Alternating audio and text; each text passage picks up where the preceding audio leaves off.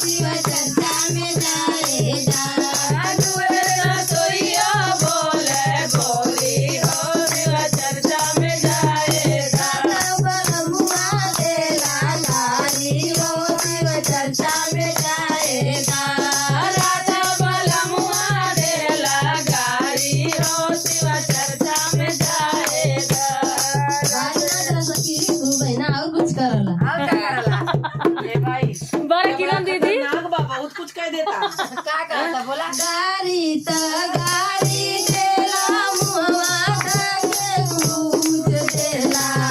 गारी देला मोहा धई के खोज देला।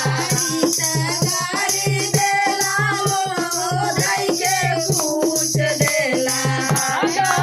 गारी देला लोरो धई के खोज देला। अंगने नदियो देले गारी हो शिव चर्चा में जाएगा।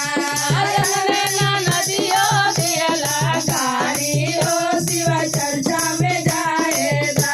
अंगने नदियो देले गारी हो शिव चर्चा में जाएगा। अंगना नदियो देले गारी हो शिव चर्चा में जाएगा। बलमुआ देला गारी हो शिव चर्चा में जाएगा। राते बलमुआ देला गारी हो शिव चर्चा में जाएगा। बहुत कुछ करला का करला करला कि कहला नहीं जिसे कहला का कहला कहला ना बोला गारी त गारी देला घरवा से निकाल देला।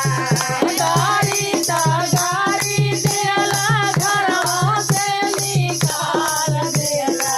गारी त गारी देला घरवा से निकाल देला।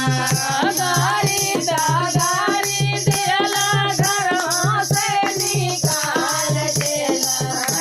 देवरवा बजावे ताली हो चर्चा में जाएगा। बड़का देवरवा बजावे साली हो शिव चर्चा में जाएगा। बड़का देवरवा बजावे सीटी हो शिव चर्चा में जाएगा।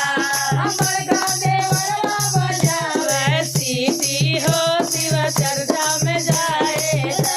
बलमुआ देला गारी हो शिव चर्चा में जाएगा।